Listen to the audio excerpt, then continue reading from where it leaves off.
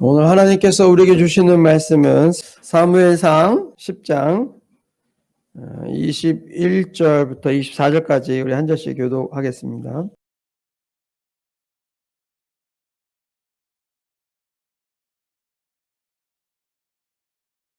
아멘. 할렐루야. 하나님의 큰 은혜가 우리와 함께 하시길 주님의 이름으로 축원합니다. 축원합니다. 예. 힘을 냅시다. 힘을 내시기 바랍니다. 성경에서 많은 인물들이 나오는데 그 중에 대다수의 많은 분들이 좋아하는 인물을 꼽으라고 하면 투표를 하면 1등이 거의 대부분 다윗으로 나옵니다. 그리고 저도 다윗을 개인적으로 제일 좋아합니다. 왜 하나님께서는 일개 목동을 한 나라의 왕으로 세우셨는지, 다윗은 무엇이 남달라서 어떻게 해서 하나님의 이런 사랑을 받을 수 있었는지 우리가 이제 앞으로 몇 주간 다윗에 관해서 살펴보려고 합니다. 그래서 저는 여러분이 이 시대의 다윗이 되었으면 좋겠어요. 하나님의 마음에 합한 사람이라는 말을 들을 수 있는 이 시대에 다 다윗이 되셔서 하나님의 놀라운 은혜를 경험하실 수 있게 되기를 소망합니다.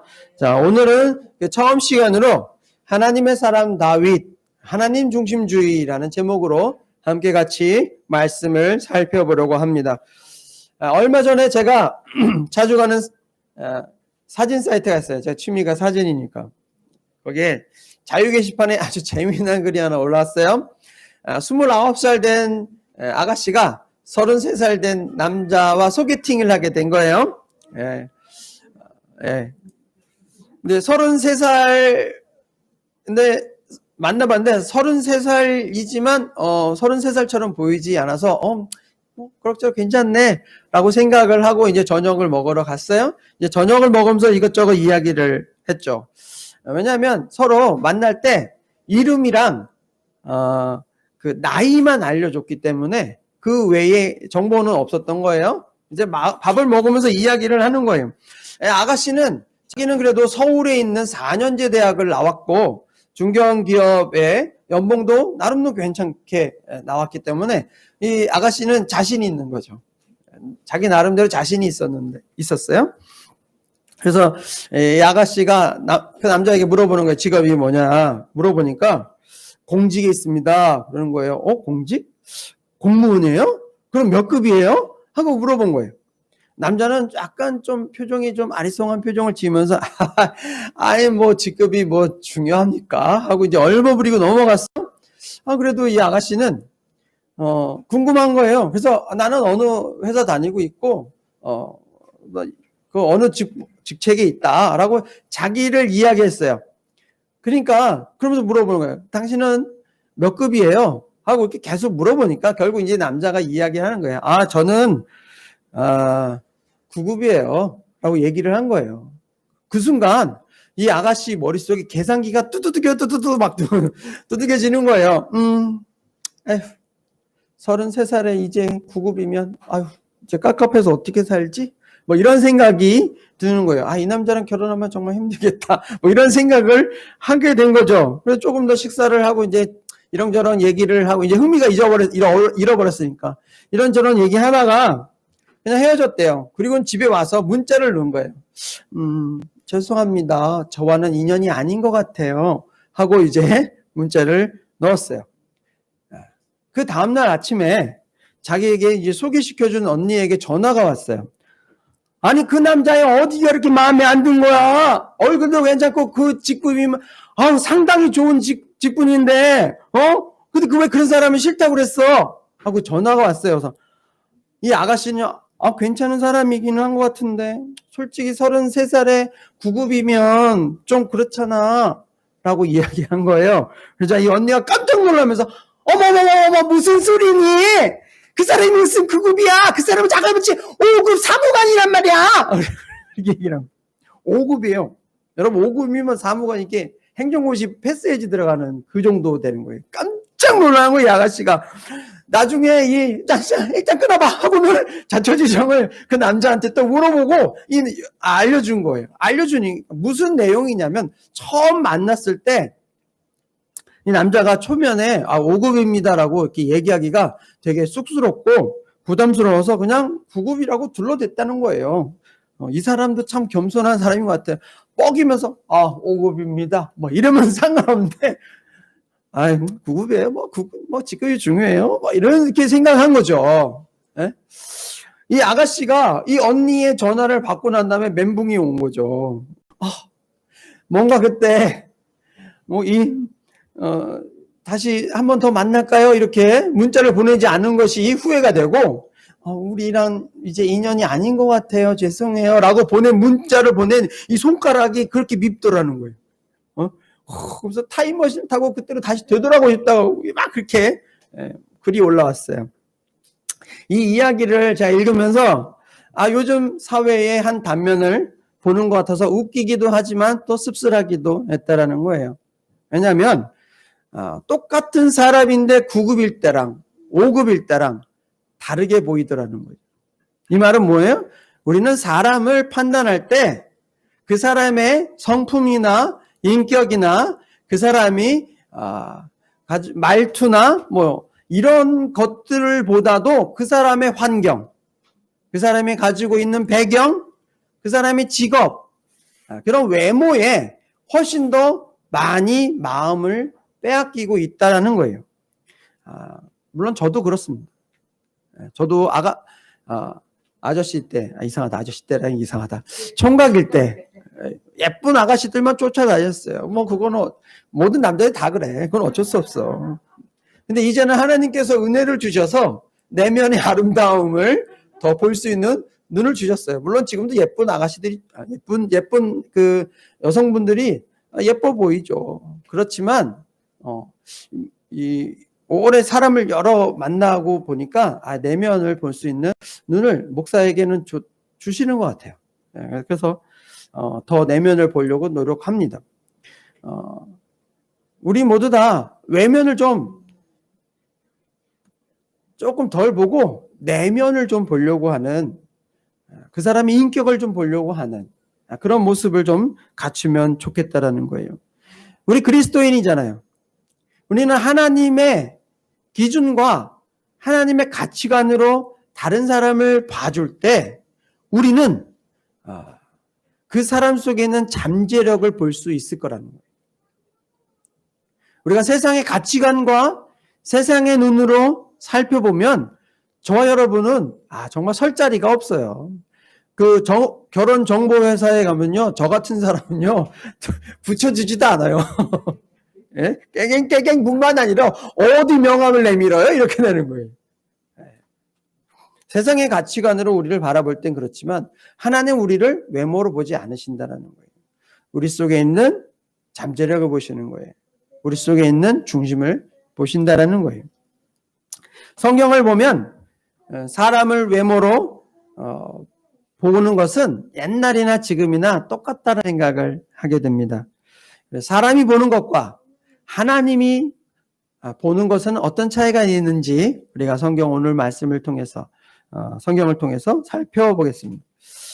첫 번째로는 왕을 구하는 이스라엘이라는 거예요. 사무엘상 8장을 보시면 어느 날 이스라엘 백성들이 선지자 사무엘에게 찾아와요. 그리고는 5절에 이런 이야기합니다. 모든 나라와 같이 우리에게 왕을 세워 우리를 다스리게 하소서라고 말해요. 쉽게 말하면 우리도 다른 나라처럼 왕을 좀 갖게 해주세요 라고 말한 거예요. 이 말이 어떤 의미냐면 우리는 하나님 필요 없고 왕을 달라고요, 이 얘기예요. 하나님의 통치를 받았던 이스라엘이 하나님이 아니라 사람으로부터, 왕으로부터 통치를 받고 싶어 한다는 거예요. 이것은 하나님께서 굉장히 진노하시고 싫어하셨어요. 솔직히 말해서. 너 사무엘을 버리는 것이 아니라 하나님 나를 버렸느니라 라고 말씀을 하실 정도로 하나님께서는 그것에 대해서 섭섭해 하셨다는 거예요. 이 이스라엘이 왕을 달라고 한 이유는요, 왕이 왕의 제도가 좋은 정부의 제도이기 때문에 왕을 요구한 게 아니라는 거예요. 그저 다른 나라들처럼 되고 싶다라는 그 이유 하나만으로 왕을 달라고 이야기한 거예요. 다른 나라는 왕이 나타나서 다스리는데 이스라엘은 왕 평소에는 없어요. 그러다 이 선지자가 어느 날 불쑥 나타나가지고는 하나님께서 이렇게 말씀하셨습니다. 이스라엘 사람들 모이십시오. 뭐 이렇게 하니까 이 각자 소견에 옳은 대로 행하게 되더라는 거예요. 그래서 우리도 다른 나라처럼 좀 멋스럽게 좀 카리스마 있고 리더십 있고 그런 왕을 좀 주십시오라고 바라고 원했던 거예요. 그러나 하나님께서 다른 나라처럼 되라고 이스라엘을 애굽에서 구원해낸 게 아니라는 거예요. 오히려 다른 나라와 구별된 거룩한 백성으로 살아가라고 해서 이스라엘을 애굽에서 구원해 내신 거였어요. 그런데 이스라엘은 하나님 필요 없어요. 왕 주세요. 라고 말하고 있다라는 거예요. 이 너무 얼마나 슬퍼요. 눈에 보이지 않는 하나님보다 눈에 보이는 왕을 달라고 이야기하는 거예요. 외모와 재능과 배경에 이스라엘 백성들이 마음을 빼앗겨 버렸다는 거예요. 우리도 외적인 것과 환경이 더 좋아질 수만 있다면 하나님을 외면해 버리고 하나님을 따르지 않는 신앙인이 될 수 있습니다. 조심하셔야 되는 거예요. 우리는 외면을 따르지 않고 배경을 따르지 않고 하나님만 추구하는 그런 사람이 되어야 되는 거예요. 조금 비록 가난해져도 조금 힘들어도 하나님을 더 추구하는 그런 백성이 정말 하나님의 친백성 되는 거예요. 저와 여러분이 그런 하나님의 친백성으로서 하나님 중심으로 살아가는 그런 백성들 되기를 주님의 이름으로 축원합니다. 두 번째로 하나님께서 사울을 주셨어요. 이스라엘 백성들이 하나님에게 왕 달라고 이야기하자 하나님께서 싫어하시지만 참 하나님 인격적이라는 거예요. 나 같으면 웃기지 마, 안 줘, 저리 가, 이렇게 했을 것 같은데 하나님은 하나님을 버리며 하나님 필요 없어요, 우리 왕을 주세요 라고 말하고 있는 이스라엘 백성에게 너무너무 속상하지만 그래, 알았다, 왕을 줄게. 와, 저는 하나님의 이 인격에 정말 놀라웠어요. 그리고 이스라엘에게 정말 외모가 정말 번지르하고 멋진 왕을 하나님께서 주셨어요. 사무엘상 9장 2절에 보시면 이런 말씀이 있습니다. 기스에게 아들이 있으니 그의 이름은 사울이요 준수한 소년이라.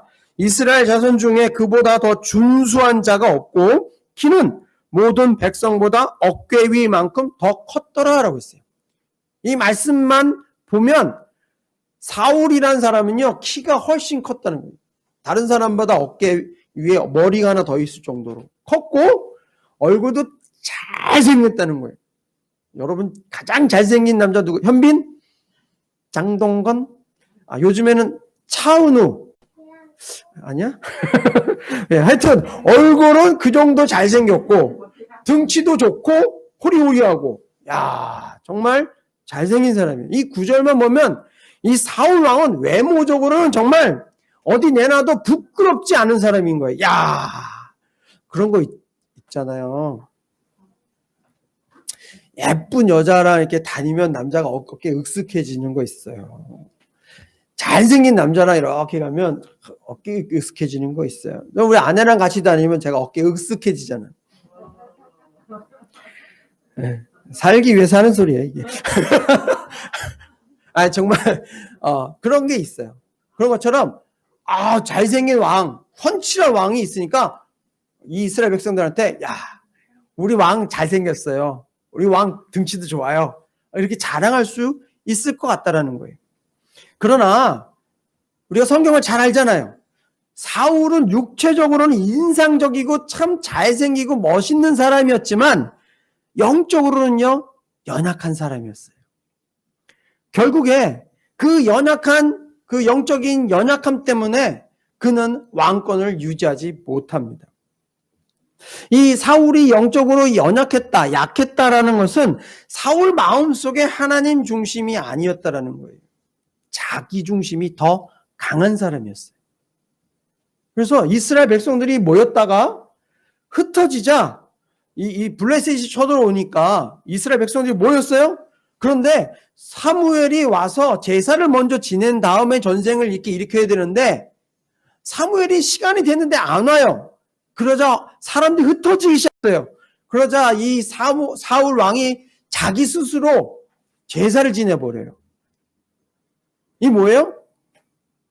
하나님 중심이면 기다렸어야 돼요. 비록 적은 숫자라고 할지라도 하나님 함께 하시면 우리 이 전쟁 이길 수 있어. 이런 믿음이 있는 거죠. 그러나 사람이 떠나니까 두려워지는 거예요. 자기 중심적이 되니까 그냥 에이 내가 왕이니까 내가 제사 지내야지 이렇게 돼버리는 거예요. 사울 왕에는 하나님 중심의 그 마음이 아니라 자기 이기적인 마음이 강했다라는 것을 우리 성경을 통해 알 수 있죠. 정말 안타까워요. 이 사건으로 인해서 하나님께서 사울을 버려요. 사울의 왕위가 더 이상 이어지지 못하게 하셨어요. 정말 안타깝죠. 뿐만 아니라 하나님께서 아말렉과의 전쟁을 통해서 짐승까지 다 죽이라고 말씀하셨어요.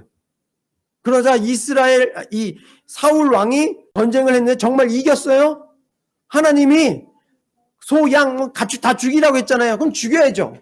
근데 자기가 보니까 소가 너무 이뻐. 소가 너무 우람해. 소가 너무 든든해. 야, 이거 그냥 주기 너무 아깝다. 그래서 그걸 가지고 왔어요. 그 양과 소 막 데리고 오면서 뭐라고 이야기하냐면 하나님께 제사 지내려고 갖고 왔다는 거예요. 핑계는 정말 좋죠. 그러나 하나님의 명령은 뭐였어요? 가축까지 죽이라는 거예요. 근데 자기 생각에 하나님이 이렇게 하시면 기쁠 거야 라고 생각했다는 거예요. 이게 뭐예요? 자기 중심이에요. 자기가 더 강해요. 하나님의 말씀에 순종하는 것을 하나님은 기뻐하시는데 이 사울은 그 순종보다도 하나님이 이렇게 하시면 기뻐하실 거야 라고 생각하며 그 일들을 했다라는 거예요. 이거 보면 안타까웠어요. 아니 자기가 하나님도 아닌데 어떻게 하나님의 마음을 알아요? 나 우리 아들들 마음도 모르겠더만. 예? 근데 여자들은 가끔씩 제 마음을 너무 잘 알아. 우리 아내는 저희 마음에 이렇게 제 머릿속에 들어갔다 나오시는 것처럼 저 깜짝 놀랄 때가 있어요. 아이고 나 정말. 네, 속이면 절대로 안 돼요. 다 보인대요. 네, 네. 그래도 우리는 하나님이 아니잖아. 우리 하나님이 아니기 때문에 하나님의 마음을 알 수 없어요. 하나님 나를 원하시는 것은 하나님의 말씀에 순종하는 거예요. 우리 조심해야 돼요. 내가 하나님도 아닌데 이렇게 하는 게 하나님 기뻐하시겠지? 라고 행동하면서 다른 사람을 재단하면 안 돼요. 나는 새벽 예배 1000일 나왔어. 하나님 얼마나 기뻐하실까? 쟤는 새벽 예배도 안 나와. 하나님 별로 안 좋아하실 거야. 그건 자기 생각이죠. 하나님이 더 사랑할 수도 있어요. 새벽 예배 1000일 나와가지고 다른 사람을 판단하는 것보다 늘 하나님 죄송해요. 제가 이렇게 열심히 내지 못해요 하고 늘 겸손한 그 사람을 하나님 더 기뻐하신다는 거예요. 우리는 그저 하나님의 명령에 순종하는 이 다윗과 같은 마음을 가졌으면 좋겠다는 거예요. 다윗의 마음은 항상 하나님 중심이었어요. 너는 하나님의 명령하시면 순종합니다. 다윗이 왕이 되었을 때요. 블레셋에서 쳐들어왔어요. 당연히 나가서 전쟁해야 되잖아요. 다윗은 하나님께 물어봐요. 하나님 전쟁하러 나갈까요? 아니 제정신이냐고요. 비상식적이죠. 그런데 다윗은 하나님께 그것까지도 물어보는 사람이에요. 자기 생각대로 하지 않고 하나님께 물어보는 사람이에요. 그래 하나님 가라. 그래서 나가는 사람이에요. 이게 하나님 중심적으로 사는 사람이죠. 하나님이 기뻐하시는 사람이에요. 하나님의 마음에 합한 사람이라고 불리운 사람은 이 다윗밖에 없었고 다윗이 그렇게 불릴 수 있었던 이유는 하나님 중심으로 살았기 때문이라는 거예요. 자기 중심적인 사울왕은 실패하고 맙니다. 여러분 자기 중심적인 신앙은 실패할 수밖에 없어요. 하나님 중심주의로 사는 신앙이 반드시 성공한다는 것을 잊지 마시고 하나님 중심으로 살아가시는 아름다운 믿음의 용사들 되시길 주님의 이름으로 축원합니다. 세 번째로 그래서 하나님이 다윗을 택하셨다는 거예요. 16장을 보시면 하나님께서 새로운 왕을 선택하십니다. 그 사람이 누구예요? 어린 다윗이에요. 이 16장은 사무엘을 통해서 다윗을 선택하는 기름 부으는 장면이 나와요. 사무엘 선지자가 하나님의 명령을 따라서 이새라는 사람의 집에 찾아가요. 평안을 구한다라고 말하면서 너희 아들 좀 데려와봐. 너희들 중에 왕이 있을 거야. 라고 이야기하면서 아들 데리고 옵니다. 첫째 아들이 왔어요. 장남 엘리압이 왔어요. 와, 근데 그 모습을 보고 이 이새와 사무엘까지도 그 외모에 현혹이 되고 실수를 하고 맙니다. 사무엘 마음에 야, 잘생겼다. 얘는 진짜 왕이 될 사람이구나 라고 생각한 거예요. 아니, 외모로 사울 왕이 그렇게 그런 사람이 없었는데 실패했잖아요. 그래서 외모로 보지 말고 중심을 봐야 될 거 아니에요. 한 번 실수했으면 되지 두 번을 또 그러네. 이 사무엘까지도 그렇게 와, 엘리압 진짜 잘생겼다 이렇게 생각하고 있는 거예요. 그러자 하나님이 뭐라고 말씀하세요? 아주 유명한 말씀을 하시는 거예요. 우리 아까 읽었던 16장 7절 말씀이에요. 7절 말씀. 우리 한번 읽어볼까요? 사무엘 16장 7절. 자, 같이 한번 읽습니다. 시작. 여호와께서 사무엘에게 이르시되 그의 용모와 키를 보지 마라. 내가 이미 그를 버렸노라. 내가 보는 것은 사람과 같지 아니하니 사람은 외모를 보거니와 나 여호와는 중심을 보느니라. 사람은 외모로 봐요. 여러분, 그래서 사람이 외모를 보는 것에 대해서 이렇게 나쁘게 평가하면 안 돼요. 사실은 우리는 다 외모를 봐요. 그러나 하나님은 중심을 본다는 거예요. 그 내면을 본다는 거예요. 그 마음을 본다는 거예요. 얼마나 감사해요. 하나님의 기준이 여기 있어요. 하나님 외모를 보지 않는다는 거예요. 여러분, 이 구절 읽으면서 위로가 안 되는 거야. 난 정말 위로가 됐어. 이 구절 읽으면서 야, 하나님 외모를 안 보신대. 얼마나 감사해. 여러분, 외모로만 이 구원을 주셨다고 하면 저는 구원받지 못했을 것 같아요. 근데 하나님이 외모 보지 않으신다는 거예요. 얼마나 감사한 거예요. 하나님은 사람의 중심을 보는 거예요. 사람의 마음을 보는 거예요. 그 영혼에 하나님을 향한 열정을 보는 거예요. 다윗은 이렇게 하나님의 마음을 구하는 사람이었어요. 하나님을 추구하는 사람이었어요. 하나님을 그리워하는 사람이었어요. 언제나 하나님 앞에 하나님과 함께 하려고 노력하던 사람이 다윗이었어요. 사람들에게 좋은 인상을 주기 위해서 노력하는 게 아니라 하나님의 마음에 들기 위해서 노력했던 사람이 다윗이었다는 거예요. 우리가 하나님이 찾으시는 그 심령이 되기 위해서는 언제든지 하나님이 나를 찾으시면 나를 드릴 수 있는 그런 마음을 가지고 있어야 한다는 거예요. 그게 하나님 중심으로 사는 사람의 마음이에요. 하나님이 날 찾으셔요. 그래요? 주님, 저 찾으셨어요? 언제든지 말씀하세요. 여기 쓰레기 치울까요? 네. 이겨라. 언제든지 주님이 말씀하시면 저 강물에 뛰어들라고요? 네, 왜 그러세요? 이러면 아니에요. 들어가는 거예요. 요단강을 건너갈 때 법궤를 들고 이 여호수아의 군대가 요단강을 건너가기 전에 물이 범람했어요. 근데 하나님이 법궤가 먼저 들어가라고 얘기하자 제사장들이 주저하지 않고 먼저 발을 담그자 놀라운 일이 생겼어요. 물이 딱 끊겼어요. 그전에는 불이 하나님 제정신인 거예요. 보세요. 홍수가 어저께 보니까 부산에 그냥 홍수가 엄청 났는데 거의 그런데 어떻게 들어가요? 이럴 수 있는데 하나님의 마음을 추구하는 사람은요 들어간다는 거예요. 순종한다는 거예요. 우리가 보기엔 미친 사람 같죠. 근데 하나님 보시기에는 이쁜 사람이에요. 여러분, 믿음이라는 것이 이해가 안 되는 종류예요. 그러나 하나님이 기뻐하시는 마음이에요. 하나님이 말씀하시면 언제든지 순종하는 모습, 그것이 하나님 중심적으로 사는 사람이라고 말할 수 있습니다. 다윗에게는 그런 마음이 있었던 것이죠. 사무엘이 엘리압을 보고 마음이 혹했지만 하나님은 아니라고 말씀하시니까 다른 아들 없어? 두 번째, 세 번째 계속 와서 여섯 번째 아들까지, 일곱 번째 아들까지 딱 왔어요. 끝났는데 안 된대. 일곱 번째까지. 근데 이상하다. 분명히 왕이 있다고 해서 왔는데 왕의 제목이 없어요. 이상해요. 이새에게 물어보는 거예요. 아들이 더 없어? 아들이 한 명이 더 있다는 거예요. 네? 우리가 잘 아는 다윗이죠. 우리에게 막내가 하나 있는데 걔는 지금 양 지키고 있어요. 라고 이야기하는 거예요. 이 말이 뭐예요? 이새의 마음속에는 저 막내가 뭐 왕이 되겠어요? 이미 제껴놓은 거예요. 그 외모나 그 키나 뭐 이런 게 부족하다라고 생각하고 우리 집 제목이 아니에요. 라고 생각하는 거예요. 저는 이게 얼마나 좋은지. 제가 막내잖아. 우리 사형제 중에 막내였어요. 나는 하나님이 특별히 막내 사랑하시는 것 같아가지고 너무 좋은 거야. 우리 그렇다고 우리 장남도 사랑해. 자, 보세요.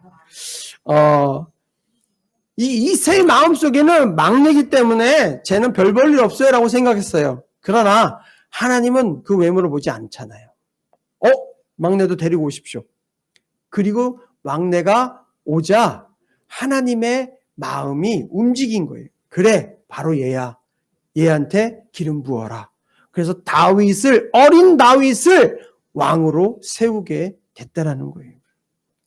성경을 보면 하나님은 사람의 외모를 보지 않는다라는 걸 알 수 있어요. 우리가 잘 아는 요셉 보세요. 여러분 믿음이 좋은 요셉같이 보이죠? 근데 인간적으로 보면요.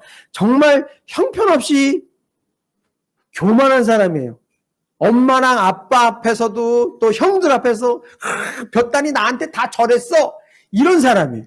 형들 미워하는 집 골라가면서 했어요. 엄마 아빠한테 다 고자질했어요. 잘못한 거. 얼마나 미워요. 그런 사람을 하나님께서는 이 요셉을 애굽으로 먼저 보내셔서 총리로 만드셨어요. 모세 보세요. 모세는요 살인자예요. 도망자예요. 그리고 광야에서 자기 혼자 잘 먹고 잘 살겠다고 편하게 지내고 있던 사람이에요. 애굽으로 다시 되돌아올 생각이 없었던 사람이에요. 근데 하나님 모세를 들어서 쓰시잖아요. 사사 기드온 보세요. 이 사람요 겁쟁이였어요. 자기가 밀 타작하는데 뺏길까봐 블레셋에 뺏길까봐 이 포도주 틀이 크거든요. 그 속에서 밀 타작을 하고 있었던 겁쟁이였어요. 근데 하나님 그를 들어서 쓰시잖아요. 예수님의 제자들 보세요. 갈릴리에 사는 정말 촌딱이에요. 촌딱. 근데 하나님 그들을 사용하셔서 복음이 세계에 전파되게 하시잖아요. 하나님께서는 자격을 갖춘 사람을 부르시는 것이 아니라 부른 자에게 자격을 주시고 능력을 주시고 그가 할 수 있는 하나님의 도움의 손길을 미쳐 주신다라는 거예요.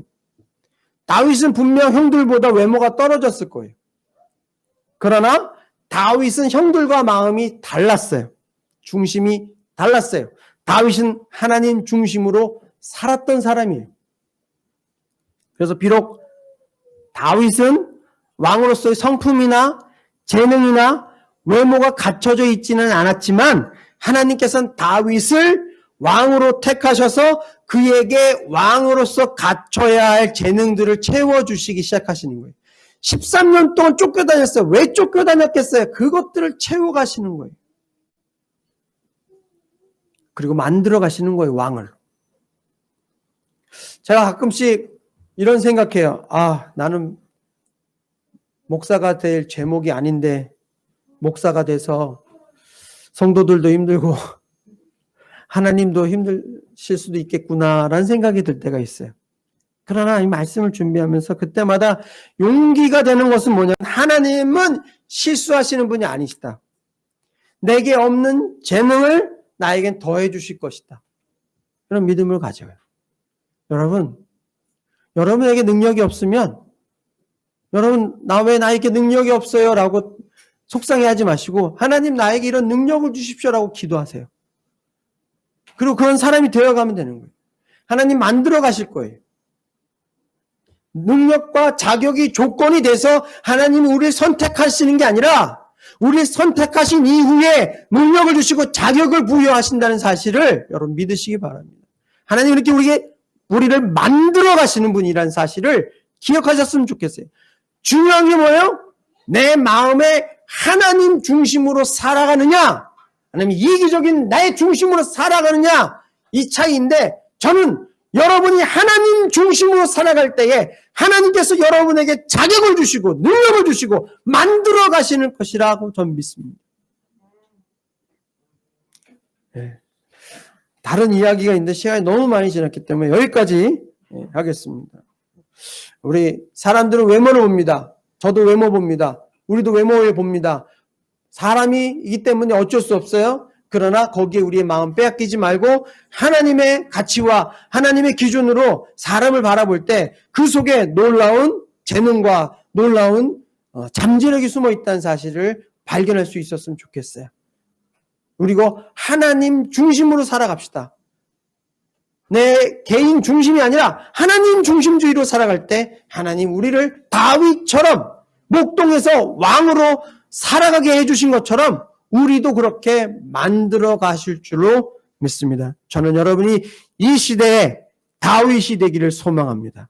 다윗으로 하나님 중심으로 다윗처럼 아름답게 이 세상을 살아가는 하나님의 귀한 자녀가 되시길 주님의 이름으로 축원합니다. 기도하겠습니다.